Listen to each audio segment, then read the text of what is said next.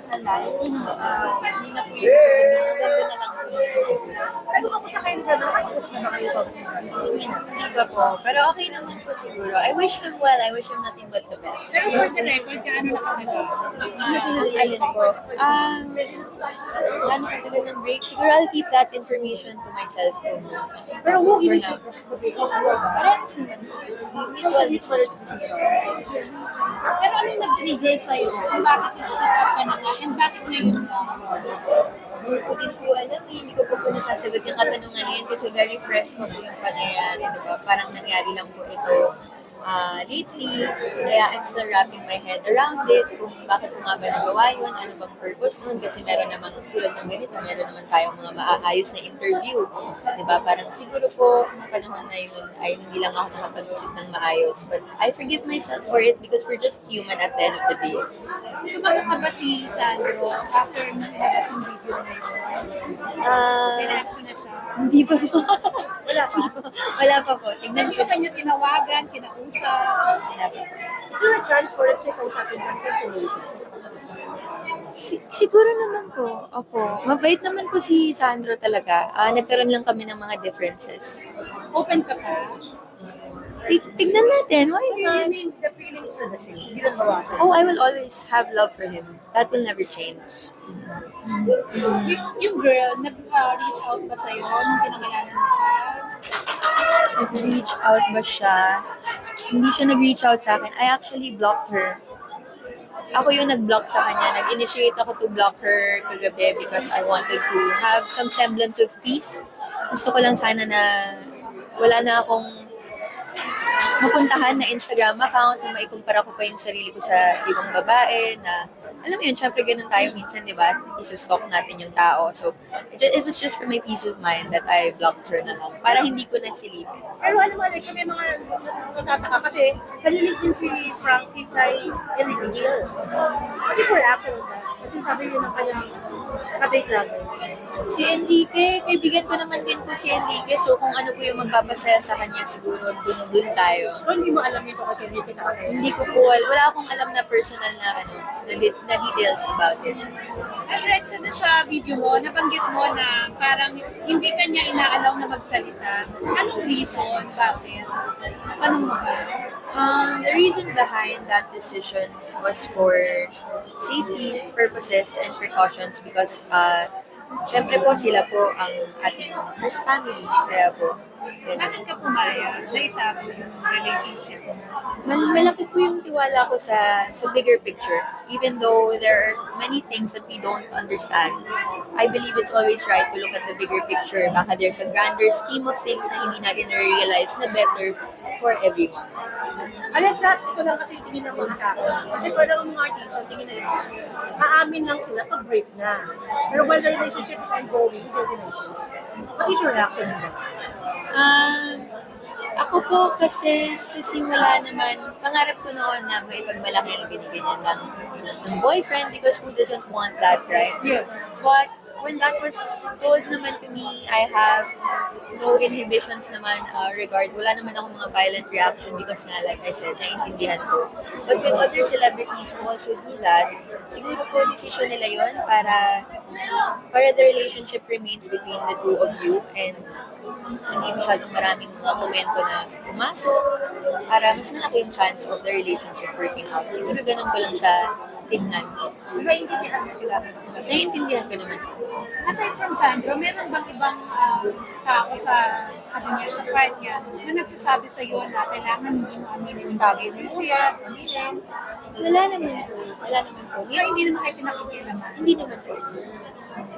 Yung family niya. Sobrang good. So ngayon, ano nang mangyayari? After mo magsalita?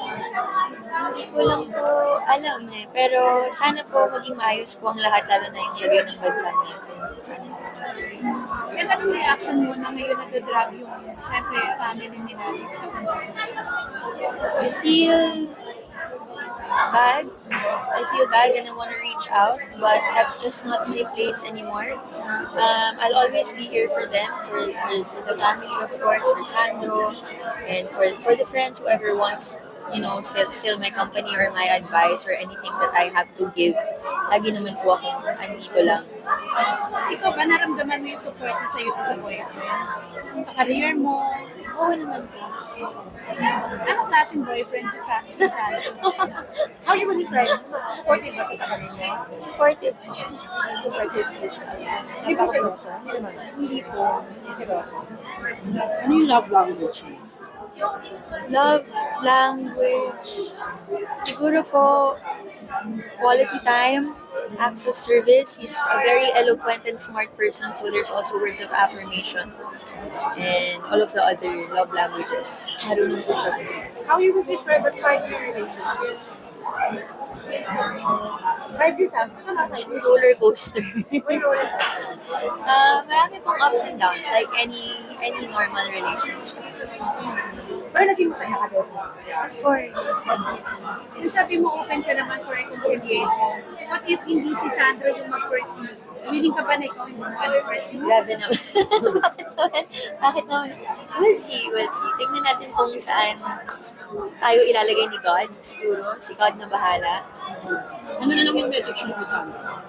Sandro, Nanonood siya ngayon. Kung nanonood ka man ngayon, sana you're in a much better place. Sana you're in a much better place. Dear, ano nafe-feel mo na parang pinatag ka rin as celebrity? Parang mga ganong content na lumalabas na kung pakikialam tungkol sa naging private na ay Ako po kasi naiintindihan ko rin yung hinaing talaga ng mga Pinoy eh. So hindi ako, kung makikita niyo po sa TikTok na nagko-comment din ako kasi I love engaging with fans and with people. So kung meron nga tayong mga bagong bashers, naiintindihan ko pa rin kung saan sila nanggagaling kasi pinaglalaban lang nila yung karapatan ng bawat Pilipino. So wala akong masabi, parang titiisin ko na lang kung ano man yung binabato nyo sa akin. If it means na mailalabas mo yung kailangan mong mailabas. Kasi kung mas kaya ko na magtiisin, iintindihin ko na lang kahit pa walang katotohanan yung sinasabi o meron ng katotohanan. Ako, I'm in a place where I can understand. So I'd rather be the bigger person. Alexa, feeling mo, mas magaling ka ba ngayon? Ngayong broken hearted ko. Magaling mo pagdating. Ganun yun. Kantahan natin siya sa grand finals. Joke lang. Ano nafe-feel mo, Alexa, na parang may mga nagsasabi na nagkakaroon ka ng project dahil sa influence ni Sandro? Narinig ko na rin po yan, pero okay naman po ako bago po dumating si Sandro and I will still be okay after that. So, hindi ka ba na-hurt? Nahihurt po, syempre. Normal naman po yun sa atin. Kahit naman kayo, di ba, nahihurt naman when we go through relationships or friendships that change our life. Kasama na po yung pain doon. Kasama na rin yung growth doon. And I will always be thankful for those 5 years. So, ano na lang expectations mo ngayong 5 years sa Ang expectations ko po siguro na makapanood po ang lahat ng nanonood po ng TV5, ang ating mga kapatid. Sana po supportahan din natin ang ating mga ibang kalahok, ang ating mga ibang contestants. And I'm so excited to show you guys what I prepared. Alexa, since yung single naman yung show mo to, ano yung song ninyo ni Sandro? Ang song? Clarity. Alam ng fans, alam ng fans yun. Why Yeah. Why clarity? I don't know. Sila yung pumili. Pero me and Sans, we laughed about it before. So, ano pala ng fans na kayo? Maraming suspecha. Maraming suspecha. Pero ngayon lang talaga tayo umamin. Hindi talaga dapat. Hindi talaga dapat. Hindi nagalit si Sandro. Let's see po. Sana po okay siya. Sana okay. Thank you. Okay naman. Picture lang. So yun, di ako miwan. gusto mo yun sa kadakapinasa. Tayo manager. Yes, yes po. Yes po. Aray.